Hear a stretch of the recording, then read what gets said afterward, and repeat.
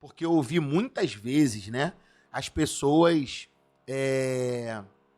nivelarem a música evangélica por baixo em dizer que para Deus o que vale é o que está no coração. Se eu fizer a minha música de coração, Deus vai receber o meu louvor, a minha música. E com isso, deprecia-se a qualidade da música. E muitas pessoas já fizeram e fazem música para Deus sem dar essa devida importância ao cuidado que se tem que dar à musicalidade. Chegou o momento de nós verticalizarmos o nosso conhecimento. Hoje, eu recebo aqui nos estúdios, na Vertical, um grande amigo, empreendedor, produtor musical, músico, instrumentista, compositor, e o seu melhor mérito, seu maior título, servo do Senhor. Estou falando do meu grande amigo, pastor Felipe Silva. Seja bem-vindo ao Na Vertical Podcast. Felipe Silva, sua vitória. Ô glória! A paz do Senhor, meu querido amigo Flávio Silva, a todos vocês que estão conosco, participando desse podcast maravilhoso. Estou muito feliz de poder estar aqui, né? Em primeiro lugar porque Deus resgatou a sua vida e eu tenho visto frutos do Senhor, do Espírito Santo, através da sua vida. Então, fico muito feliz em poder estar aqui contigo, participando desse bate-papo, e eu tenho certeza que Deus fará coisas maravilhosas. Muito obrigado por ter aceito o convite. E nós vamos falar, basicamente, da carreira do nosso grande amigo Felipe Silva e do que ele tem feito agora. Reativou o Estúdio Zona Oeste, não é isso aí? Sim. Se você tem um sonho, se você tem um desejo de gravar o seu álbum, de gravar a sua música, de produzir a sua música, você pode entrar em contato com o nosso grande amigo, pastor Felipe Silva, que ele vai te dar todas as coordenadas para que você realize o teu sonho. Mas antes de nós continuarmos o nosso bate-papo aqui, quero te pedir, dá o like. Esse like é muito importante. Você já é inscrito no canal? Não? Tá aí uma grande oportunidade de você se inscrever no canal, apertar esse sininho aí para que você receba as notificações, tudo que for postado aqui você vai receber. E detalhe, vai ter a oportunidade de compartilhar e contribuir para que se há alguém que você conheça que tenha o desejo de fazer uma produção da mais alta competência, né, com um dos maiores produtores de música gospel da atualidade, você vai ter a oportunidade de contribuir com isso. Vamos lá. Vamos verticalizar esse negócio aí.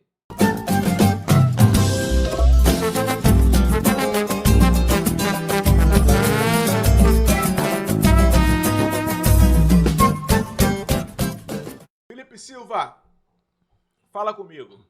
Como é que está a vida? Como é que são os projetos para 2025? Porque 2024 já está quase chegando no final, né? Estamos muito felizes, né, com o momento que nós temos vivido em Deus. O Senhor tem feito coisas maravilhosas na minha família, na minha vida, no meu ministério. Então, um momento muito maravilhoso, esse tempo que a gente tem vivido, né? Nós temos dedicado a nossa vida ao ministério pastoral, ao trabalho que o Senhor colocou na nossa mão de cuidar de ovelhas, de cuidar de famílias, e isso tem sido um principal, né, a principal rota do nosso ministério no momento, que assim, a gente já fez bastante coisa, né? Desde a minha conversão até chegar aqui, o Senhor foi nos conduzindo por alguns caminhos para que pudéssemos alcançar essa estatura que hoje nós alcançamos para conduzir o ministério que o Senhor ele tem para nós, né? Essa missão que Deus tem para nós.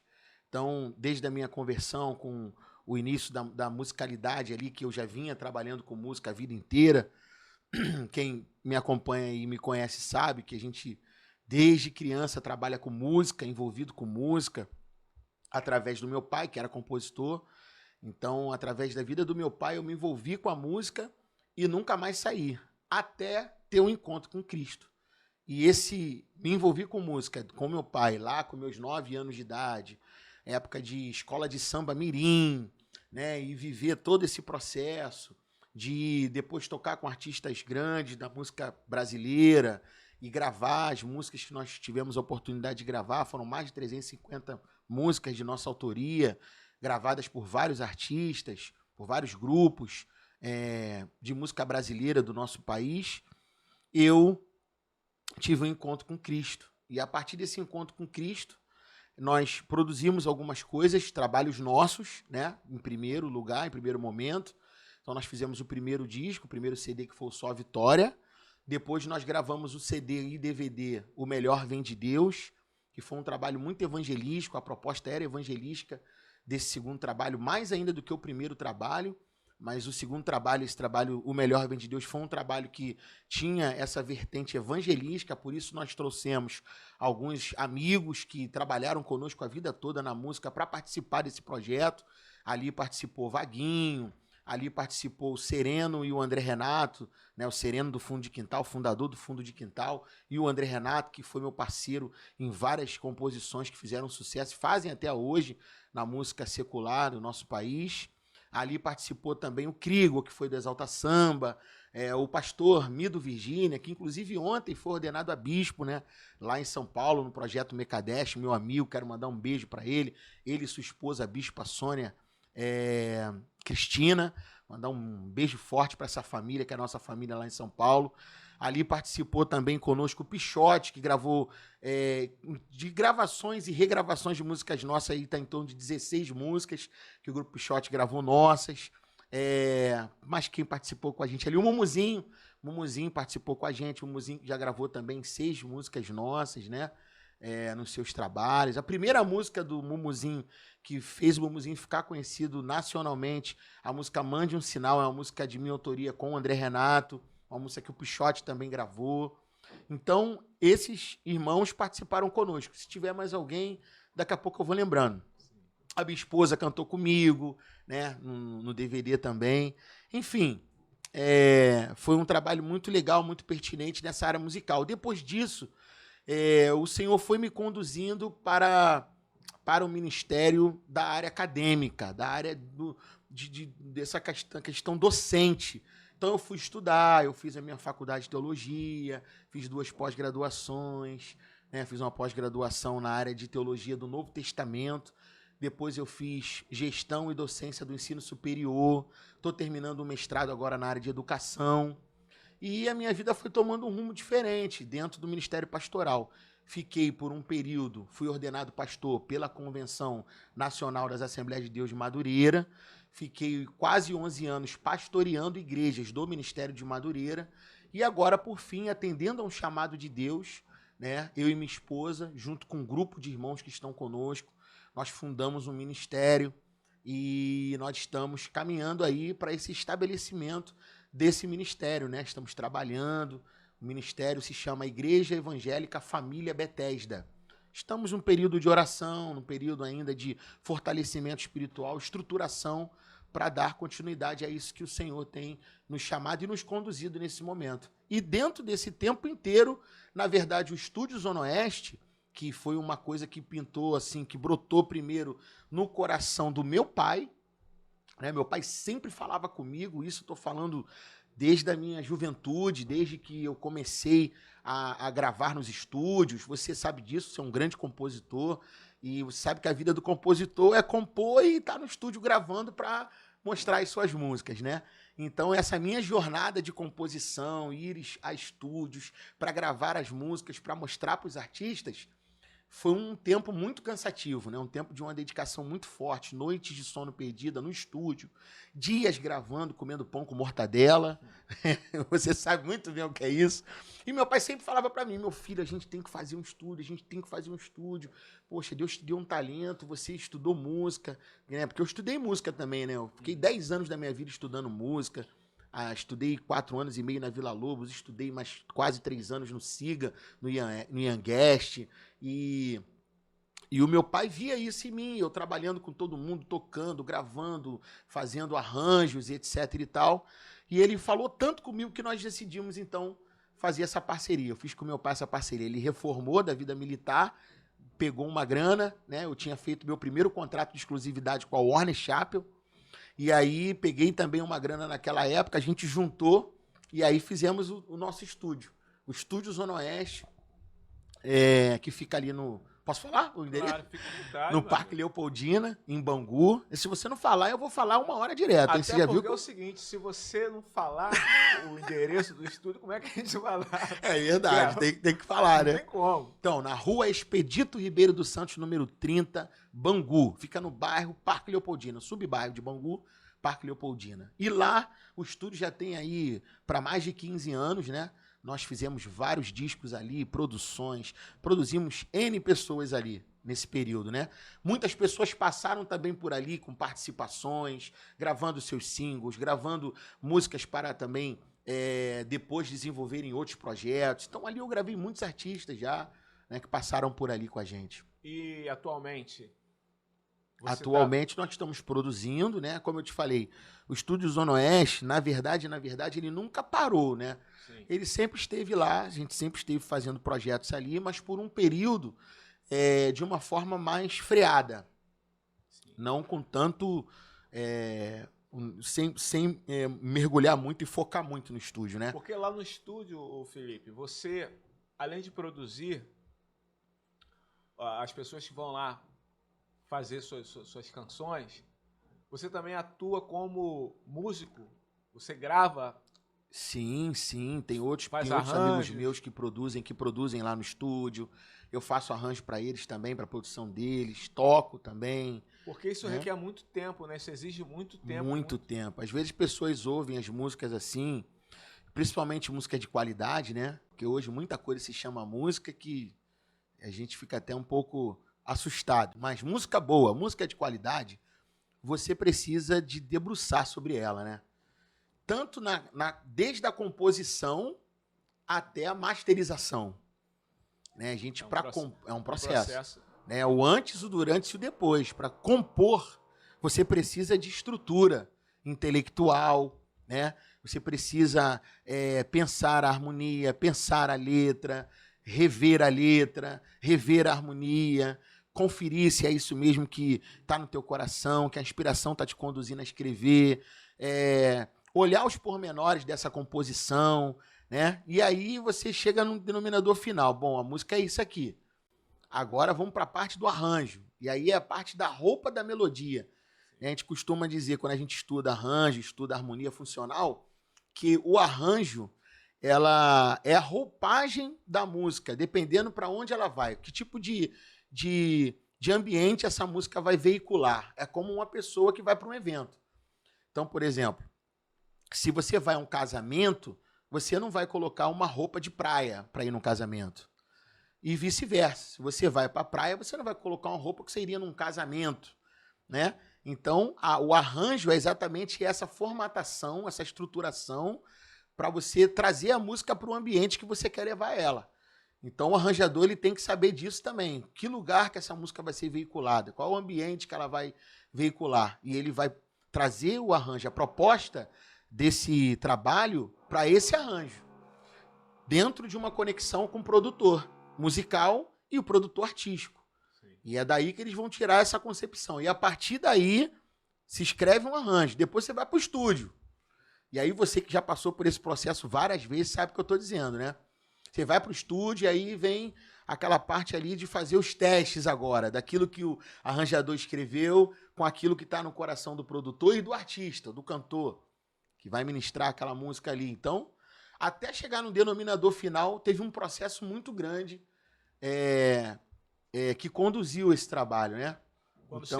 Quando se tem esse cuidado, né? Quando se leva a música a sério, né? Porque a gente percebe que perdeu um pouco desse cuidado, né? Algumas músicas, não vamos generalizar, mas algumas músicas que a gente tem ouvido por aí, a gente percebe que não teve esse cuidado, né? Parece que ficou aquela coisa bastante automática, né? Você vê até que o tamanho algum tempo atrás, o arranjador, o compositor, ele se preocupava com a introdução. Agora a introdução, se passar de 3 segundos, tá obsoleta. O advento da internet contribuiu para isso. Hoje em dia tudo é audiovisual. Então hoje em dia a pessoa, quando ela entra um vídeo no telefone dela, você tem de 3 a 5 segundos para prender aquela pessoa no vídeo. Porque o dedo dela já está em cima do telefone para trocar de vídeo. Se não for alguma coisa muito legal, ela vai trocar. Então aquelas introduções de 1 minuto caíram, né? E aí a gente perde muita qualidade, porque em se tratando, por exemplo, de música popular, né? E também falando de música de uma forma geral, você tem arranjos clássicos, né? Sim. Tem arranjos que ficaram mais famosos do que a própria música, de Exatamente. tanta qualidade que eles tinham, né? Por exemplo, uma cantora secular que os arranjos delas eram excelentes. Nana Caymmi. Aham. A linha melódica, aliás, aquela família toda ali, né? Toda. Eles... O pessoal que fazia música MPB de uma forma geral, desde a bossa nova, eles tinham esse cuidado, né? Você pega, por exemplo, Tom Jobim, né, que é o pai aí da bossa nova, né? Considerado aí o maior compositor da bossa nova. E você, quando vai estudar as obras dele, você fica de boca aberta, né? O cuidado que ele tinha de harmonizar as melodias que ele criava. E muitas vezes criava a melodia já pensando na harmonia que ele queria fazer. Aí você pega músicas dele, como, por exemplo, Samba de uma Nota Só, né? Você vai ver que ele trabalha a primeira parte da música com uma harmonia totalmente interessante, uma nota só cantada, 2. Depois ele vai para a segunda parte viajando toda a escala da música. A música é samba de uma nota só, mas ele faz uma viagem na escala toda daquele tom, troca de tom, empréstimo modal, tudo numa música só. Então você fala, pô, o cara eles tinham esse cuidado, né? Ele era diferenciado. Diferenciado. Tem outros artistas seculares também. Por exemplo, você falou da bossa nova, mas eu posso dizer que ele é um sambista, né? O João Bosco. João Bosco, sim. E tem muitos outros. Uhum. E agora no mercado gospel, nós temos também Davi Maia. Você conhece o Davi Maia? Davi Maia, sim, já ouvi, saxofonista. Assim. Esse rapaz, quando ele começa a soprar aquele instrumento para ministrar, você vê a glória de Deus inundando o ambiente onde ele toca. Ele chega perto das pessoas ministrando e as pessoas caem. Uma coisa maravilhosa, correio, né? É uma coisa inexplicável. Na música evangélica, na música gospel, alguns outros elementos são fundamentais, né? E aí não apenas a qualidade técnica, vamos dizer assim, da música, porque também é necessário, e isso é uma coisa boa de se observar, e aqui na vertical a gente conversar sobre isso também, porque eu ouvi muitas vezes, né, as pessoas nivelarem a música evangélica por baixo em dizer que para Deus o que vale é o que está no coração. Se eu fizer a minha música de coração, Deus vai receber o meu louvor, a minha música. E com isso, deprecia-se a qualidade da música. E muitas pessoas já fizeram e fazem música para Deus sem dar essa devida importância ao cuidado que se tem que dar à musicalidade, né? Então, as pessoas não se lançam para estudar música, por exemplo. Sim. Nós trabalhamos com música antes de conhecer Jesus, eu estudei música há 10 anos, cara. 10 anos antes de... a minha vida ali, no período todinho ali, tocando, trabalhando e estudando música.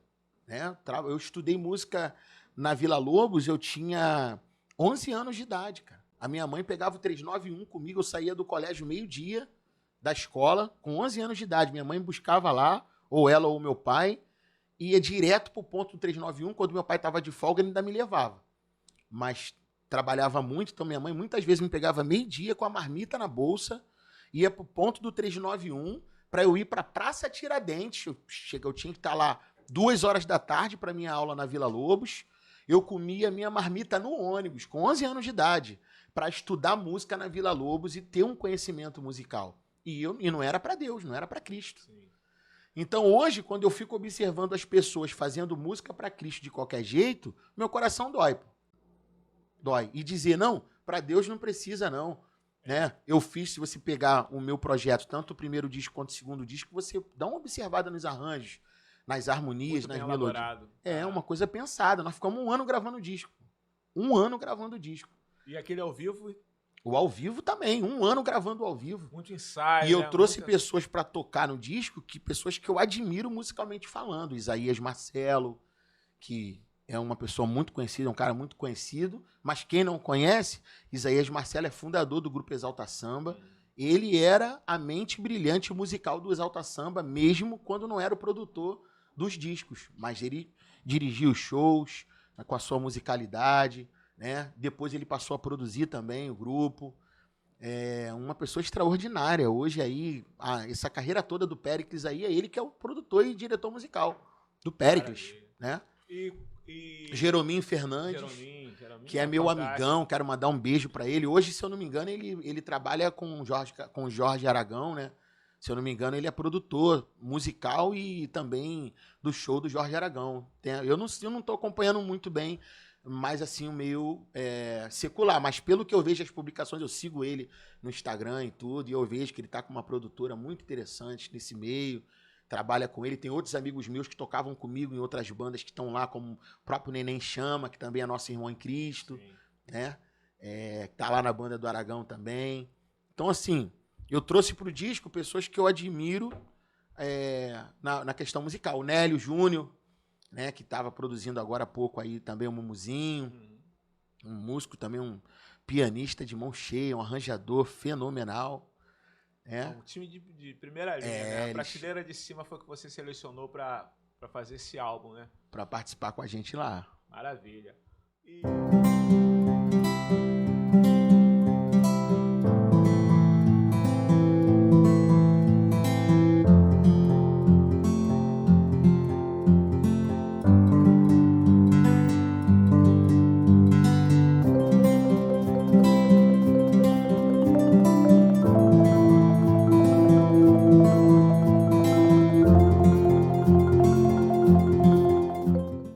Felipe Silva, me responde uma coisa aqui.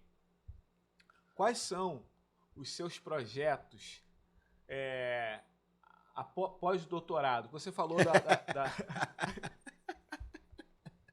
Ai, Flávio, você é demais. Não, o que acontece? Você falou da parte acadêmica. Eu percebi aqui, inclusive eu até ia te perguntar, você não sofre de glossofobia, né? Nunca tive esse problema. Eu escrevi esse livro, Glossofobia, Vencendo o Medo de Falar em Público, justamente por observar que muitas pessoas sofrem desse bloqueio, né? Tanto na minha vida acadêmica, quanto também na formação de obreiros na igreja, eu percebo a dificuldade que muitas pessoas têm para falar, para se comunicar, né? Para pegar no microfone, fazer uma oração, para dar uma palavra, uma saudação, dirigir um culto, ir na academia para apresentar um trabalho, ir na frente da turma para poder apresentar um trabalho. O professor faz essa dinâmica sempre, né? Na apresentação do trabalho, a nota vai ser uma parte pelo trabalho desenvolvido e a outra parte pela apresentação do trabalho. Pessoas que sofrem disso não conseguem nunca tirar aquela nota boa ali porque tem dificuldade. Amigos meus que travavam a boca na faculdade, iam apresentar o trabalho com a gente, a boca ressecava, o cara ficava amarelado, parecia que ia desmaiar. Na igreja se dá uma oportunidade pro irmão, o irmão pega o microfone e começa a ficar nervoso, não sai nada, né? Aí as pessoas já pensam, tá endemoniado, não sabe? E não é nada disso, né? É um bloqueio que a pessoa tem com isso. E isso, Flávio, já que você tocou nesse assunto, é uma coisa que interfere diretamente na questão evangelística. Sim. Marcos capítulo 16, versículo 15, disse Jesus: Ide por todo mundo, pregai o evangelho a toda criatura. Quem crê e for batizado será salvo, quem não crê está condenado. Agora, o ide é para todos. Pregar o evangelho a toda criatura é para todos. Você não precisa de ser teólogo para isso. É para a igreja de Cristo. Sim. Como eu posso cumprir essa missão evangelizadora da igreja se eu tenho o bloqueio de falar com as pessoas? Aí você me remete à Bíblia. Porque, segundo a própria Bíblia, o Moisés tinha esse bloqueio, né? E como é que o senhor enxerga isso? Como é que ele... Então, o que acontece? Essa fobia, ela é intitulada tecnicamente dessa forma tem pouco tempo, né? Sim. Agora, essa fobia carrega no bojo dela alguns sinais de que ela está ali. Então, por algumas reações que as pessoas têm, a gente pode detectar que, muito possivelmente, ela sofre dessa fobia. Uma pesquisa feita na Inglaterra detectou que a glossofobia, essa fobia, o que é glossofobia? Significa o medo de falar em público. Isso vem do grego e do latim, né? Essa terminologia.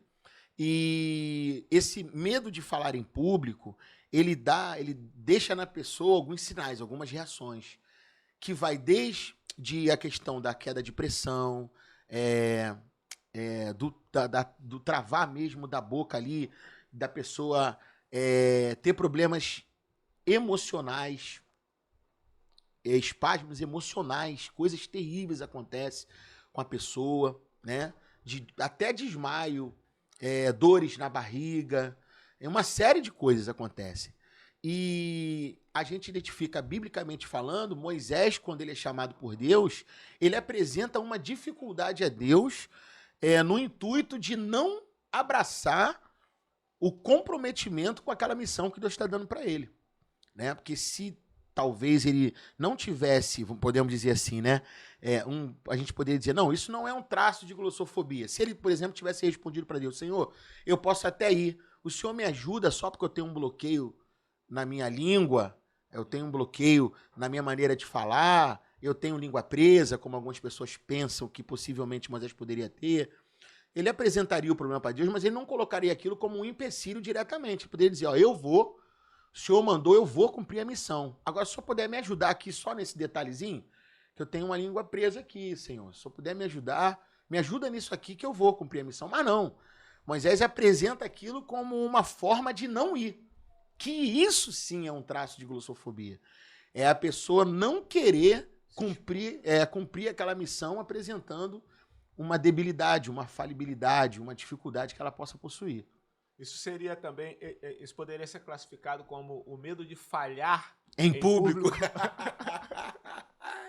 Muito bom, muito bom. Pode ser, né? Quem sabe, né? Porque... Inclusive, uma das ferramentas para vencer a glossofobia, dando espólio, mesmo para você que vai comprar o livro e vai ler o livro, você vai ver que tem muitas outras coisas, mas uma delas é estar muito familiarizado com aquilo que você vai falar.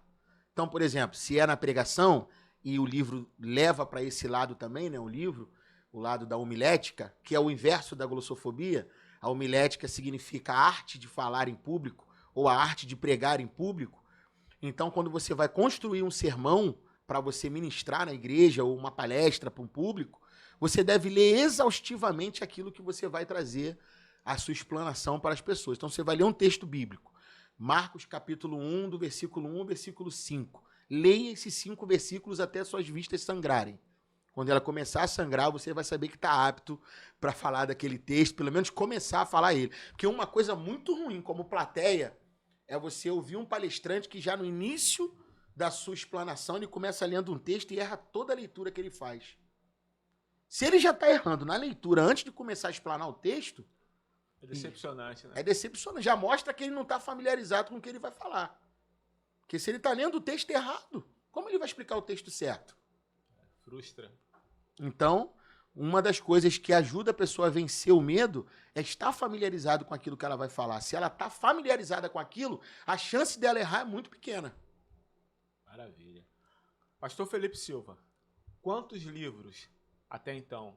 Eu conheço 2, mas eu inclusive são 9, né? Eu trouxe um para poder te dar e eu esqueci no carro. Isso acontece, isso acontece. Olha, eu fui fazer, no dia que eu fui apresentar o meu TCC, eu levei, foi um artigo científico, e levei no carro, mas deixei a janela aberta. Voou tudo. Voou tudo. Cheguei lá, eu pedi uma oportunidade para eu trazer na próxima semana. Não tinha nem ele digitalizado assim, naquele momento ali, né, presidente? Tava ali, só que tava aquele ali. Sei. Sabe que eu tô tentando ser engraçado, mas Você não totalmente precisa sem nem graça, tentar. sabe? Já... Totalmente sem graça. Abrindo um parêntese rápido, você tá muito bonito de preto e vermelho.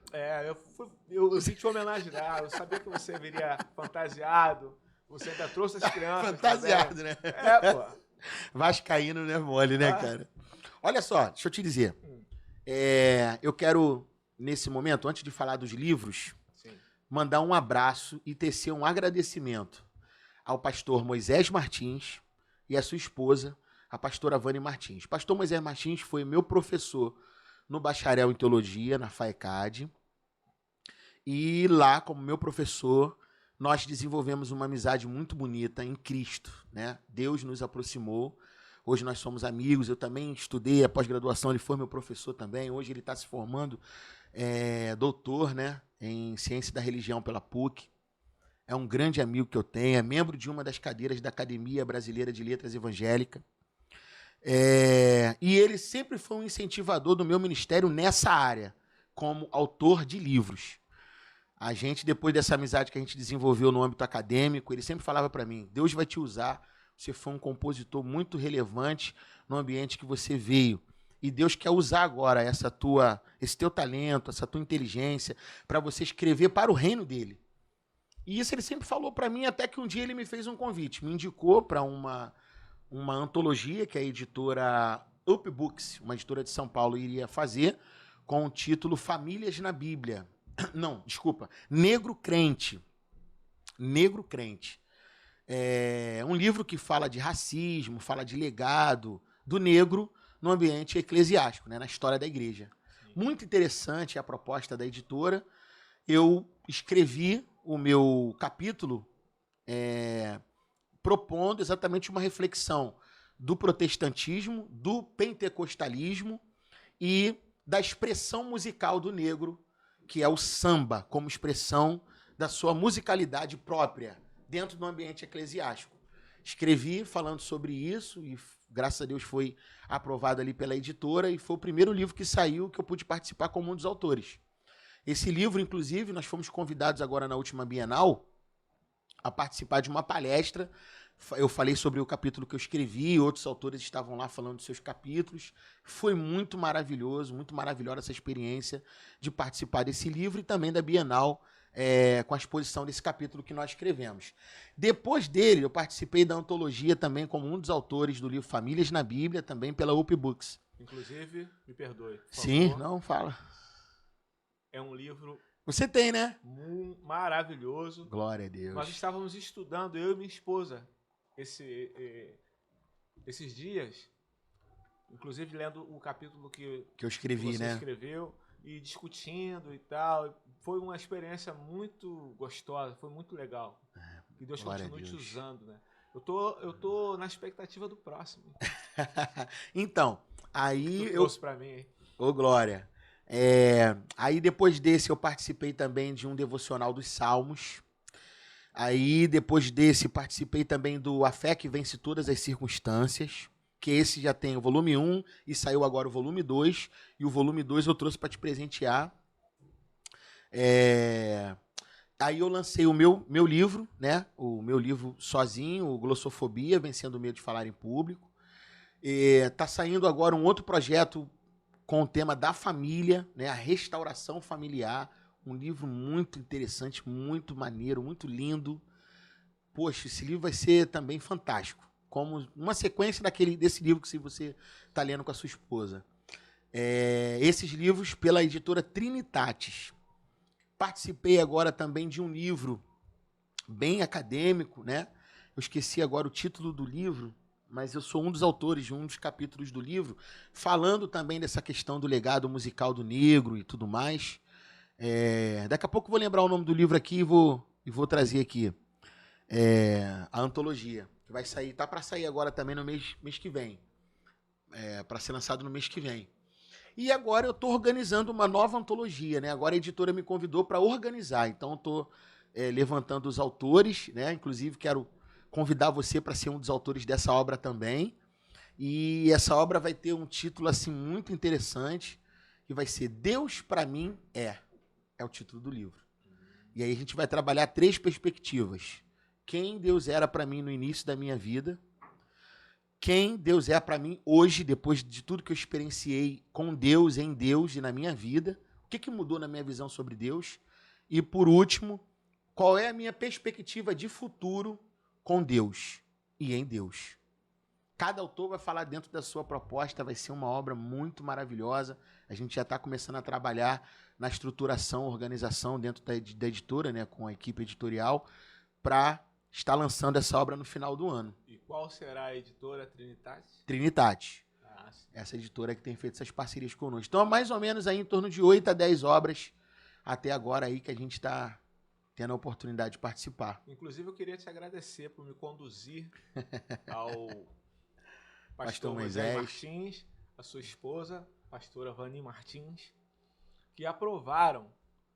Eu enviei seu aquela livro, obra né, lá, maravilhoso. E foi aprovado. Inclusive, aquele contato que nós fizemos abriu as portas, porque 3 editoras me procuraram. Sim. Eu falei, poxa, mas por que não procuraram antes, cara? Mas é sempre assim. Tem um amigo meu que fala que é igual o cara que não tem namorada. Quando ele não tem namorada, ninguém quer namorar com ele. Quando ele arruma a namorada, começa a aparecer um monte de gente que quer namorar com o cara. E no dia que eu conversei com a pastora Vani, que o pastor Moisés me colocou em contato com ela, porque ela cuida da parte editorial, né? Uhum. Então, nós conversamos, eu fechei. Aí começou. Recebi e-mail de 3 editoras. Falei, gente, vocês demoraram muito. Agora já era. E agora estamos no processo de elaboração, né? Sim. De capa e tal. Inclusive, eu queria te agradecer. Felipe, Tamo junto. Muito obrigado. Eu que quero te agradecer, né, pela sua amizade e por poder participar de alguma forma desse momento também especial da sua vida e do seu ministério. Tenho certeza que é só o primeiro de muitos que Deus vai te inspirar e te usar para escrever. Inclusive, eu já vou começar a pensar no que eu vou escrever no livro, no né? livro que você me convidou aí. Já com certeza, o convite. Eu tenho direito a quantas páginas por capítulo? Vamos, depois a gente vai conversar sobre isso em off. Umas 300 páginas. Porque falar de que Deus fez na minha meu vida, Deus da do perspectiva, céu. meu Deus. Assim, vai ser um resumo, né? Claro que não vai ter como a gente contar o testemunho todo, claro, todos os autores, mas vai ser assim vai ser um tira-gosto bom para quem lê, né? E através das nossas experiências com Deus, eles também vão poder sentir esse desejo de viver uma experiência com Deus, né? Então, acredito que tudo que nós vivemos, inclusive no último domingo, eu ministrei na igreja o texto de 2 Coríntios, capítulo 1, a partir do versículo 3. Que fala exatamente sobre isso, né?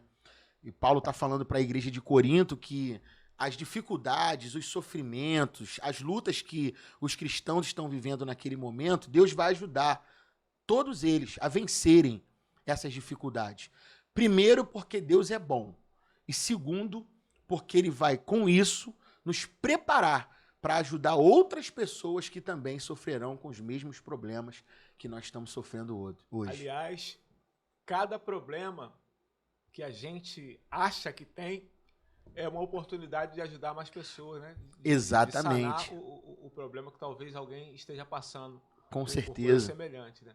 E quando a gente tem essa perspectiva, quando a gente tem esse olhar, a vida fica muito mais fácil, muito mais leve, a gente murmura menos. É isso. E você ser usado dessa forma é muito gratificante. Eu fico pensando naquela mula, cara. Você lembra? Não sei se era mula ou era jumenta. Isso não é muito relevante. O mais relevante é que era um animal. Mas Deus usou, cara. E Deus usou, né? E nós que somos animais, ele não... Olha o que diz o texto. Olha que coisa boa. Deixar essa palavra aqui para quem está nos assistindo. De repente você está vivendo um momento difícil na sua vida, um momento de angústia, um momento de aflição, e está perguntando para si mesmo e para Deus, por que você está vivendo isso e o que isso vai ajudar você no teu processo de vida. De repente pode estar até pensando em desistir por causa do problema que você está enfrentando. Olha a palavra que eu vou deixar para você hoje aqui, olha, Bíblia, 2 Coríntios, capítulo 1, versículo 3 e 4. Louvado seja o Deus e Pai de nosso Senhor Jesus Cristo, o Pai bondoso, o Deus de quem todos recebem ajuda. Ele nos auxilia em todas as nossas aflições, para podermos ajudar os outros que têm as mesmas aflições que nós temos. E nós damos aos outros a mesma ajuda que recebemos de Deus. Guarda isso no teu coração, medita nessa palavra aí. Deus vai falar contigo de uma forma poderosa, né? Deus falou isso aqui comigo no meu coração e eu estou meditando nisso aqui até agora. Preguei sobre isso, mas estou até agora pensando nisso, porque é muito bom a gente ter a convicção bíblica de que Deus está conosco nos momentos difíceis da nossa vida, né? Eu passei por uma experiência semana passada, até então frustrante, porque eu estava fazendo a obra de Deus, né? Eu peguei meu carro, fui buscar um grupo de pessoas que moram no abrigo da prefeitura. Eu fui lá, busquei, levei para a igreja, acabou o culto, eu tinha que levar no horário em que eles têm horário para entrar no abrigo, senão perdem aquela vaga, né? Uhum. E levei, e quando vim embora, meu carro quebrou. Aí eu fiquei pensando, deu vontade de murmurar, sabe? Sei o que é isso. Aí depois eu fiquei pensando, gente, por quê? Aí quem é que veio me ajudar? Um morador de rua. Olha, meu Deus do céu, que coisa tremenda. O cara chegou, e aí, tá com problema aí e tal? Eu falei, tô, mas eu acho que tu não vai poder me ajudar não, cara. Aí ele, por quê? Ele, pô, não, eu só queria só um... Enfim, ele queria ser ajudado. Sim. E eu tava precisando de ajuda. Sim. Falei, cara, mexe aí e vê o que você pode fazer. Ele tava com a boa vontade e tal, com o coração. Falei, não vou frustrar. Mexeu, ele resolveu, não resolvi. Então, obrigado aí, valeu e tal. Peguei o carro, deixei e fiquei pensando. Um horário. Nenhum reboque me atendeu. Disponível. Enfim, eu fui pra casa louvando Triste. ao Senhor. Não, fui triste não, fui tranquilão. Foi alegre? Eu fui tranquilo, porque eu passei por uma situação, o pastor Felipe, em que eu depositei toda a minha esperança num grupo de pessoas. Eu tinha alguns especialistas que estavam ali para me prestar socorro, para me tirar daquela situação. E a minha esperança estava neles. E qual foi o diagnóstico deles? Gente, não tem mais o que fazer. Sim, foi. Não tem mais o que fazer. Vamos ver até quanto tempo ele vai resistir. Aí eu falei com Deus. Falei, Deus, me dá outra oportunidade aí, que eu te prometo que faço tudo diferente. E hoje eu estou aqui, te recebendo no podcast. Ou seja, eu estava condenado à morte pelo homem. Mas a palavra vem dizer que a última palavra vem de Deus. Vem de Deus. Quem nos ajuda é Deus. Exatamente. Isso se aplica a tudo. Então a gente não tem o direito de murmurar. A gente pode até questionar. Por quê? Para quê? Qual o propósito? Qual o propósito? Mas jamais murmurar. Isso aí quando a gente murmura, a gente anula todo o agir de Deus. Aquilo ali é para a gente crescer. A gente não sabe de nada. A gente é inocente. Né? Como diz o velho dito popular aí. Sabe de nada, inocente. Pastor Felipe Silva. Acadêmico, nós falamos da sua vida acadêmica, como escritor, como mestre. Você está dando aula em alguma instituição, alguma faculdade, alguma igreja? Lecionei, né, bastante tempo aí, muitos anos aí, nas extensões do IB, né, do Instituto Bíblico Ebenezer. Também em algumas faculdades, né, como, por exemplo, a Faculdade de Ensino Ideal, que é um grupo de faculdades. Quero mandar um abraço aqui para o reverendo Jackson Vieitas, né, reitor ali da faculdade, um grande amigo, também tem nos abraçado aí nesse ministério. E outras oportunidades que já tive de ministrar também, outros cursos, né? e academias. Eu, assim, estou particularmente, assim, tenho vivido dias com Deus de reflexão sobre o reino de Deus e sobre o ministério em si, né? Você deu aula, lecionou, está vivendo o melhor momento da sua vida. Por que eu estou vivendo o melhor momento da minha vida? Porque eu estou me sentindo, assim, vivendo a liberdade do evangelho, né? Eu acho que tudo que eu vivi até aqui dentro do evangelho foi importante para a minha conversão. Foi importante para eu me estruturar espiritualmente, conhecer a Cristo, conhecer a Deus, conhecer o evangelho, conhecer a vida com Deus e a praxis eclesiástica dos dias de hoje. A vida eclesiástica, como funciona, né? Então todo esse meu período, desde a minha conversão até aqui, me ajudou a aprender, a conhecer e a tirar uma cosmovisão disso tudo. Então, o momento hoje que eu vivo é de ter uma convicção bíblica, uma convicção do evangelho, do que é o reino de Deus, do que é a vida com Cristo e da liberdade que nós recebemos em Cristo para vivermos o evangelho e espalharmos a salvação. Então, hoje, eu tenho vivido dias, assim, maravilhosos com Deus, né? Porque a minha família está feliz, eu estou feliz, Maravilha. as pessoas que estão ao nosso redor conosco, cultuando, buscando ao Senhor, estão felizes. Então, eu acredito que o que está por vir é muito maravilhoso. É um novo tempo, né? É um novo tempo. Maravilha. Em Deus. E fala um pouco desse ministério, pastor. Então, como eu estou te dizendo, né, é um momento de, através dessas reflexões e das experiências que nós adquirimos, trazermos para outras pessoas essa perspectiva cristã que hoje nós temos, né? Então, por exemplo, quando eu falo de liberdade, por exemplo, assim, no início da minha conversão, jamais eu viria gravar um podcast falando de coisas espirituais também, com a blusa do Flamengo, por exemplo. Meu Deus. Eu não estou aqui exaltando o Flamengo, mas por que não colocar a blusa do Flamengo? É o time para o qual você torce? O time que eu torço, independente de ser o melhor ou não ser o melhor. Sim. Não é isso que está em pauta, entendeu? O que está em pauta é o seguinte, eu tenho liberdade para usar a blusa do Flamengo. Claro. Por que não?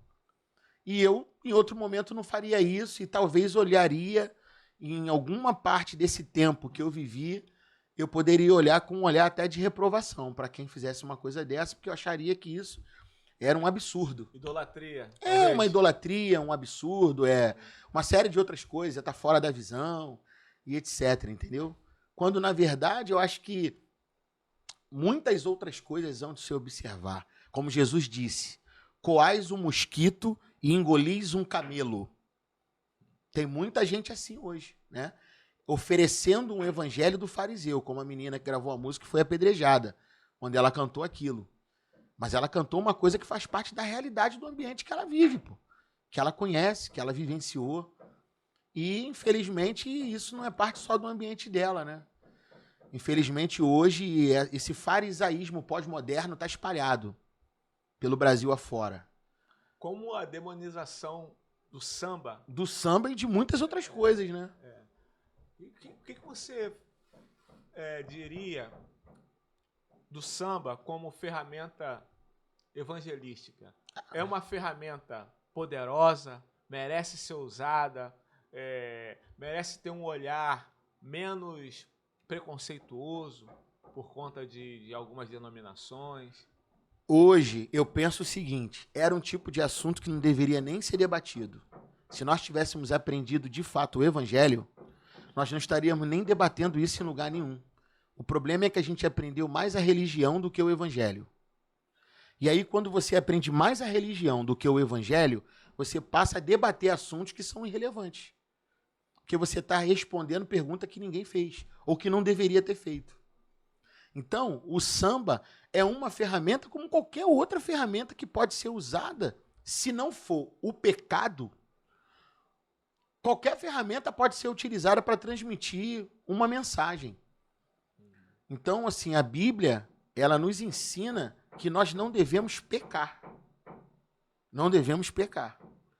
Então, quando eu digo que um ritmo musical é pecado, eu preciso ter uma bagagem de conhecimento muito grande para falar um negócio desse. Posso contar uma experiência para você? Sim.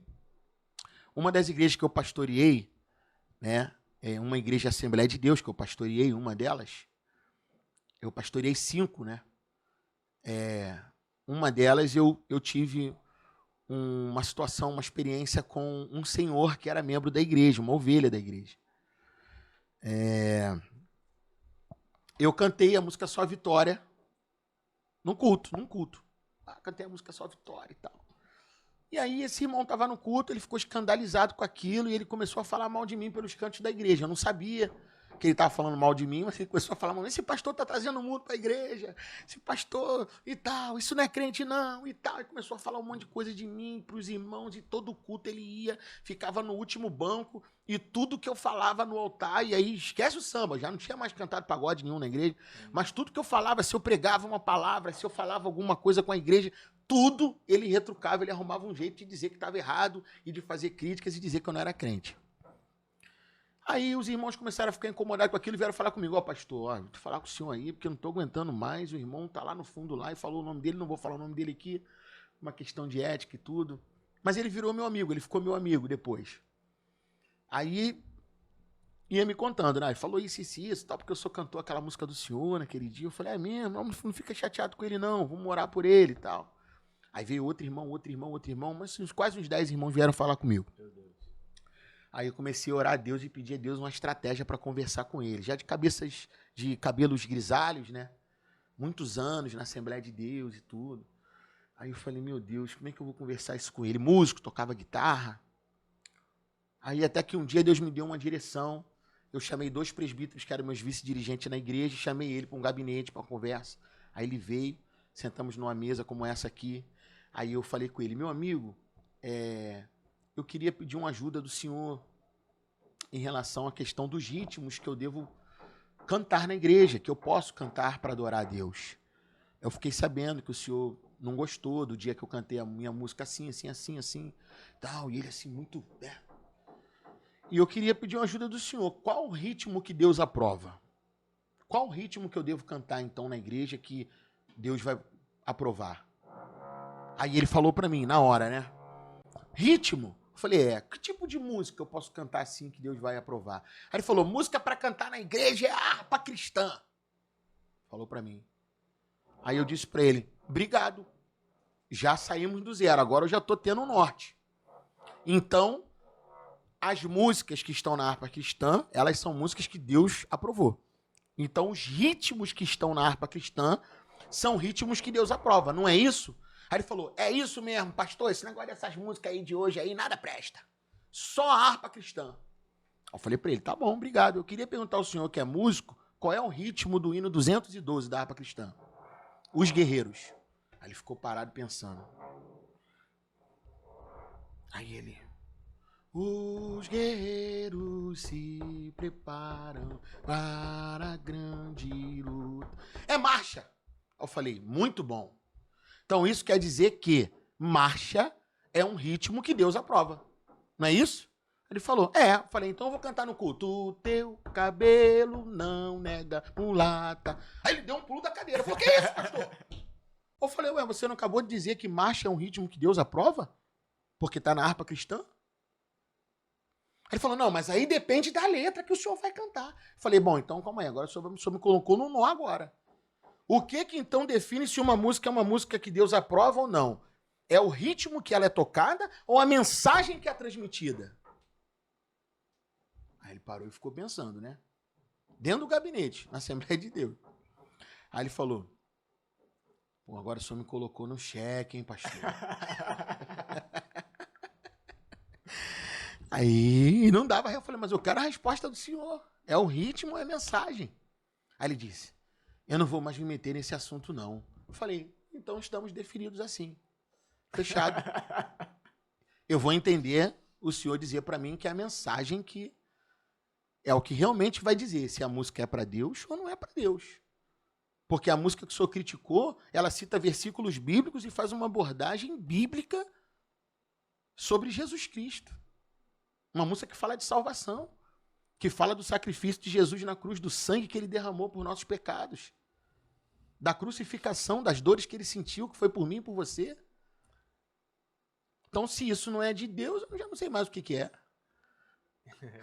E detalhe, ele não levou em consideração também a questão cultural, né? Não que levou. A música Só Vitória, inclusive... Trilha sonora do teu casamento. Eu sou suspeito de defender. Mas ela tem uma linguagem atual, uma linguagem que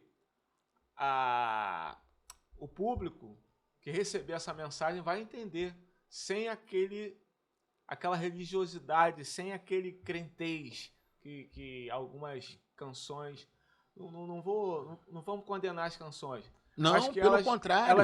Elas já não transmitem com a mesma clareza, né? Com a mesma singeleza como a Ou, música de Só repente, Vitória, é uma muitas questão outras. de comunicação, né?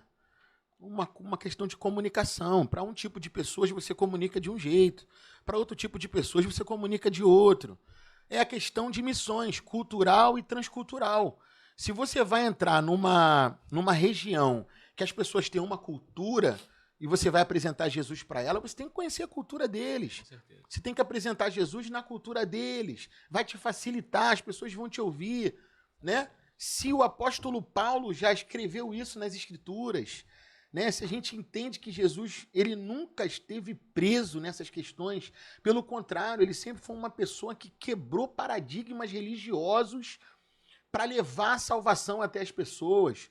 O homem que, por exemplo, o hebreu não falava com o samaritano, o judeu não falava com o samaritano, eles tinham problemas que foram criados lá no tempo lá de Salomão, lá depois do reino de Salomão e etc e tal, com a mistura dos hebreus ali com outros povos pagãos. A partir dali houve um racha, hebreus, judeus não falam com o samaritano, estão brigados agora, o samaritano é impuro, é um povo que não serve a Deus, é um povo imundo e etc e tal. Tudo bem. Aí Jesus sai da Judéia para Galiléia, Evangelho de João, capítulo 4. Ele sai da Judéia para Galiléia. Havia uma rota pelas margens do Rio Jordão, do sul para o norte, que era a rota que eles utilizavam para fazer esse trajeto.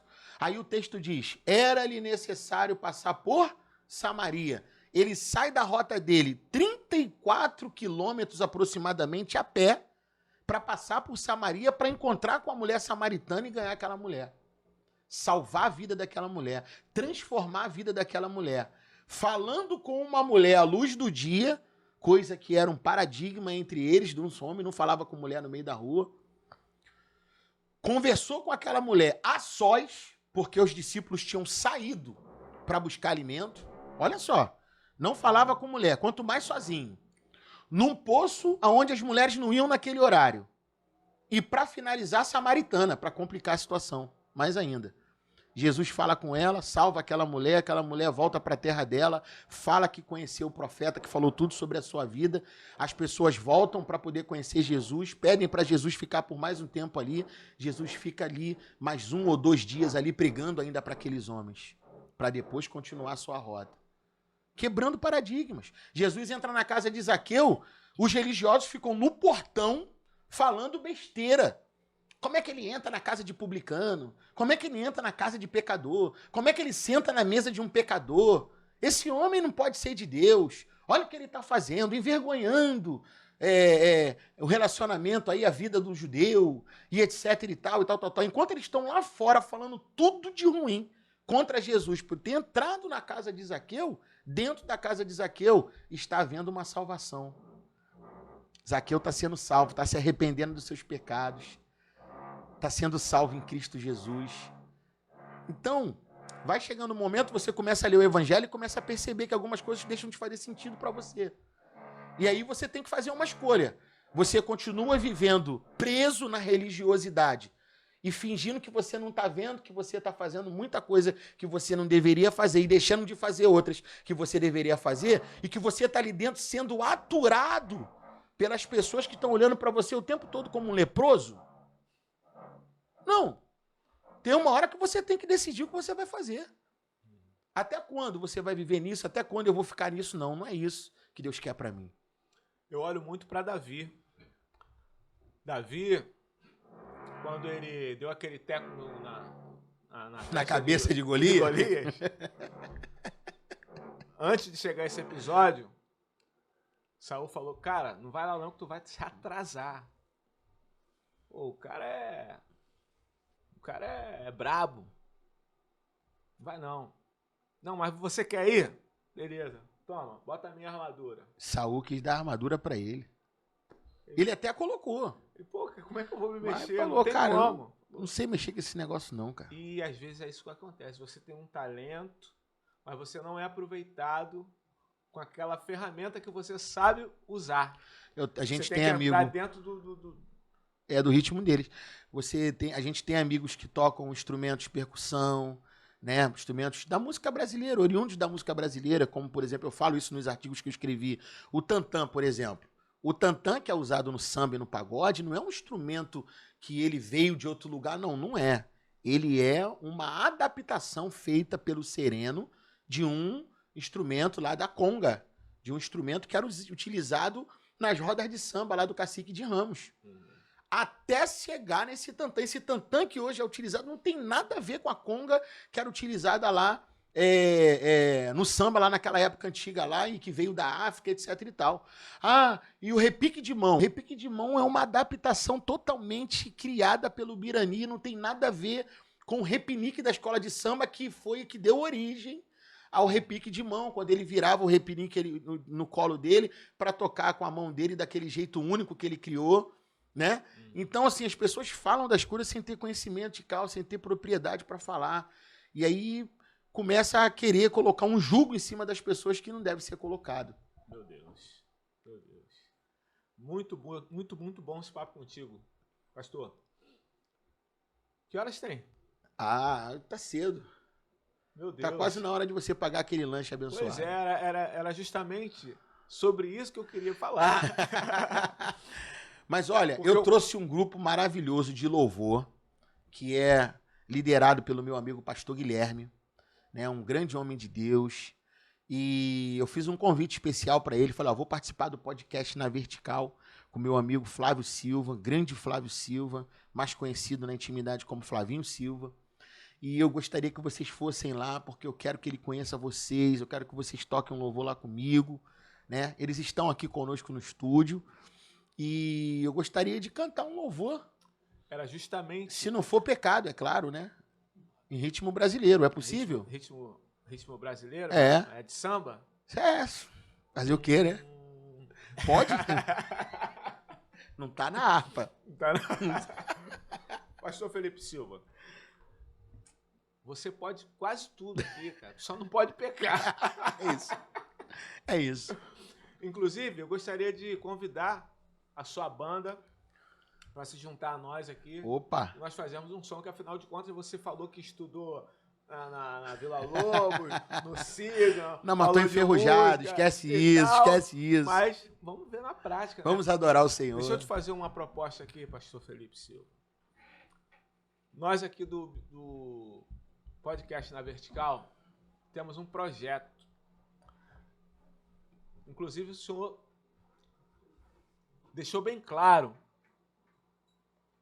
que alegra muito teu coração abençoar as pessoas. Sim.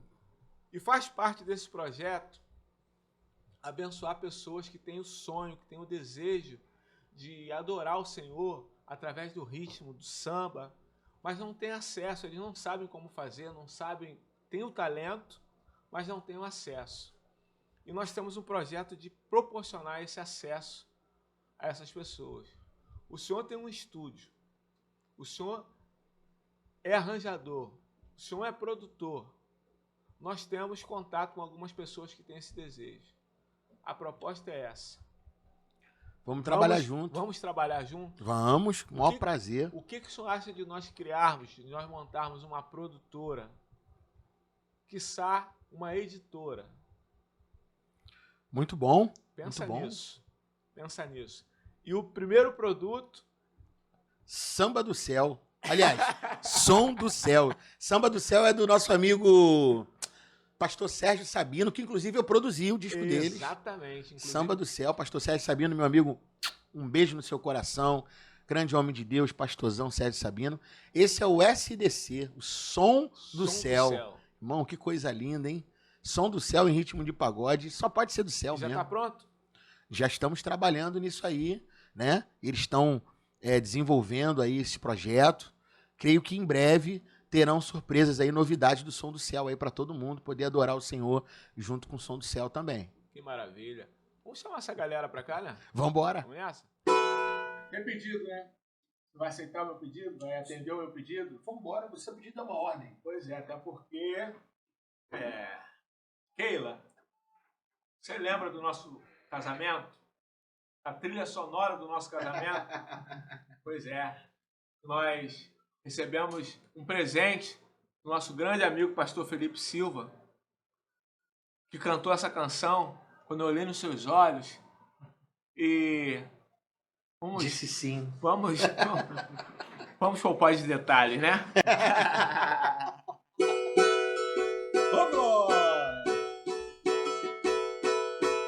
Só Jesus tem poder para transformar. Não é por acaso que tudo acontece. A gente recebe a dor que merece. Não tá na vontade, tá na permissão. Pois é, por misericórdia, o Cordeiro de Deus, na cruz do Calvário seu sangue verteu. O Filho do Homem se fez maldição.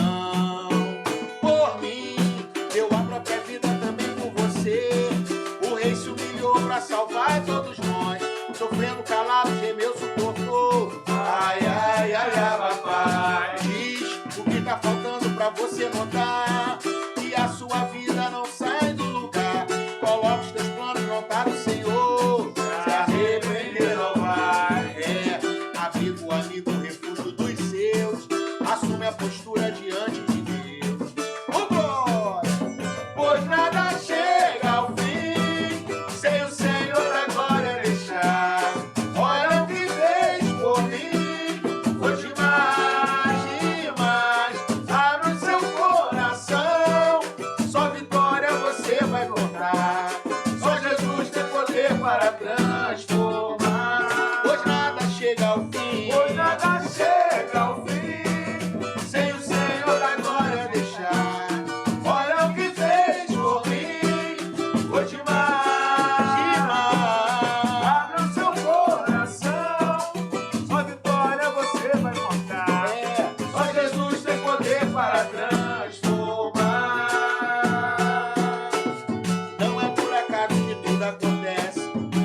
Recebe a dor que merece. Se não tá na vontade, tá na permissão. Pois é, por misericórdia, o Cordeiro de Deus, na cruz do Calvário seu sangue verteu. O Filho do Homem se fez maldição. Por quem? Por mim. Eu abro a própria vida também por você. O Rei se humilhou pra salvar todos nós, sofrendo calado, gemeu, suportou. Ai, ai, ai, ai, papai. Diz o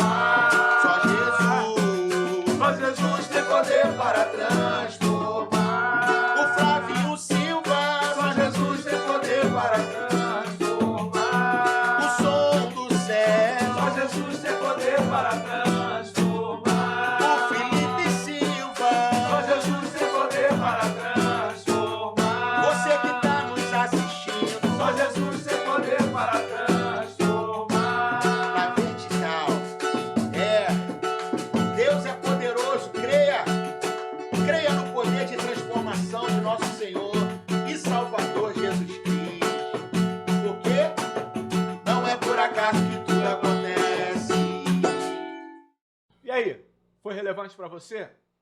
Pastor Felipe Silva dando uma aula de evangelho, uma aula de música, uma aula de comportamento, uma aula de como falar em público. Isso foi só o início. Foi relevante?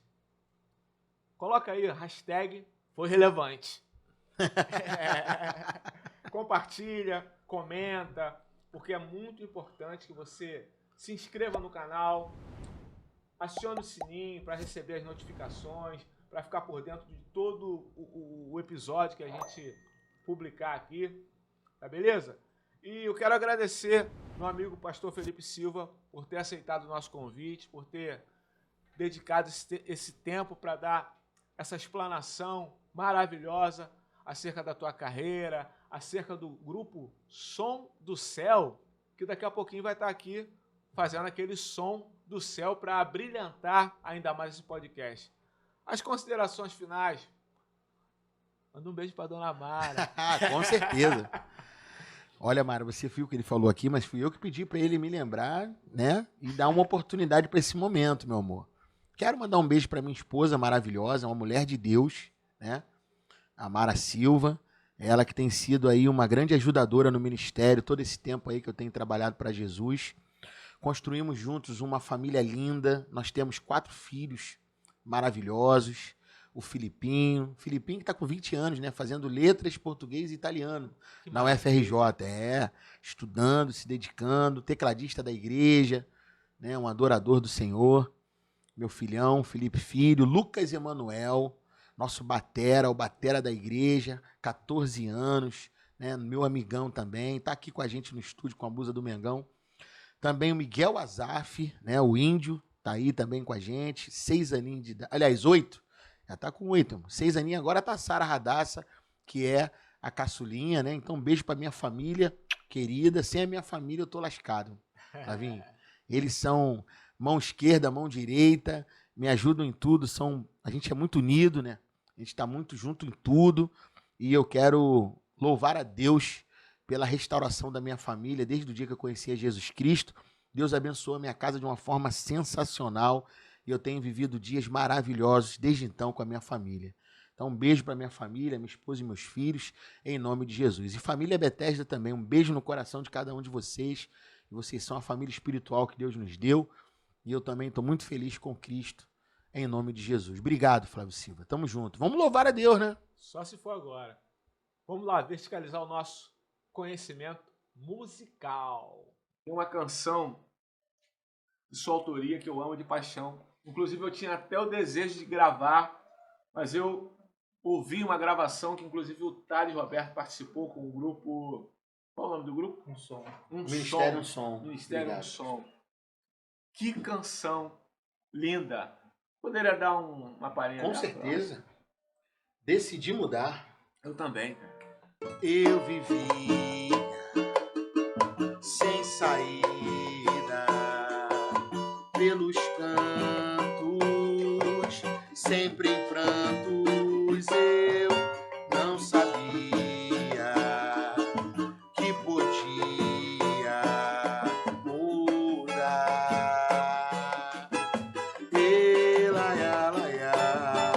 Mas a luz da cruz brilhou na minha direção, uma palavra que tocou meu coração. Eu descobri que pela fé da terra eu chego no céu. Basta eu não deixar calar a minha adoração, com um juízo que me joga lá no chão. Daqui pra frente eu digo pro inimigo: aceito não. Decidi mudar e só recebo o que vier me abençoar. Tá decidido, não tem como revogar. E a minha vida eu entreguei a Deus pra me governar. Decidi mudar e não há nada que consiga me fazer voltar. Decidi mudar e só recebo o que vier me abençoar. Tá decidido, não tem como revogar. E a minha vida eu entreguei a Deus pra me governar. Decidi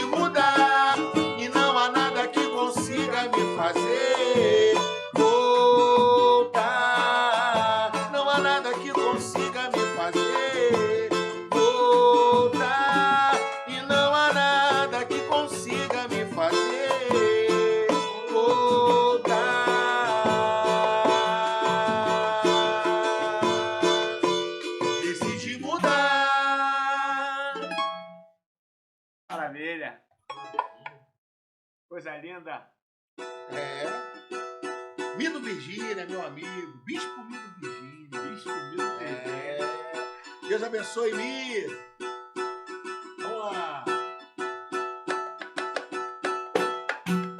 De forma alguma eu perderei o grande amor do meu Senhor, Jesus Cristo, meu Salvador. De forma alguma eu perderei o grande amor do meu Senhor, Jesus Cristo, meu Salvador. Baixinho, vai. Foi Ele quem me livrou dos embaraços da vida. Foi Ele quem me limpou, curou todas as feridas. Antes vivia nas trevas, mas hoje eu trilho o caminho da luz. Fui lavado e remido pelo quê? Pelo sangue de Jesus. De forma alguma eu perderei o grande amor do meu Senhor, Jesus Cristo, meu Salvador. De forma alguma eu perderei o grande amor do meu Senhor, Jesus Cristo, meu Salvador. Hoje, com o sono do justo, eu deito e levanto na paz. E os deleites do mundo, a vontade do imundo não me satisfaz. Vivo sorrindo, adorando, louvando, exaltando ao meu Redentor. E quem ama Jesus Cristo, diga glórias ao Senhor. Glória a Deus. De forma alguma eu perderei o grande amor do meu Senhor, Jesus Cristo, meu Salvador. De forma alguma eu perderei o grande amor do meu Senhor, Jesus Cristo, meu Salvador. Jesus Cristo, meu Salvador. Jesus Cristo, meu Salvador. Tô aqui no podcast do Flavinho, adorando ao Senhor. Jesus Cristo, meu Salvador. Jesus Cristo, meu Salvador. Vou passar a noite inteira adorando ao Criador. Jesus Cristo, meu Salvador. Jesus Cristo, meu Salvador. ah, papai, como eu te amo, jamais perderei esse teu grande amor. Jesus Cristo, meu Salvador. Jesus Cristo, meu Salvador. morreu na cruz do Calvário e ao terceiro dia ele ressuscitou. Jesus Cristo, meu Salvador. Jesus Cristo, meu Salvador. Rebola, mãe, rebola, pai, rebola, filha, também você tá sacando, mas me libertou. Jesus Cristo, Jesus Cristo, meu Salvador. Jesus Cristo, meu Salvador. Jesus Cristo, Jesus Cristo, meu Salvador. Jesus Cristo, Jesus Cristo, meu Salvador, meu Salvador, meu Salvador.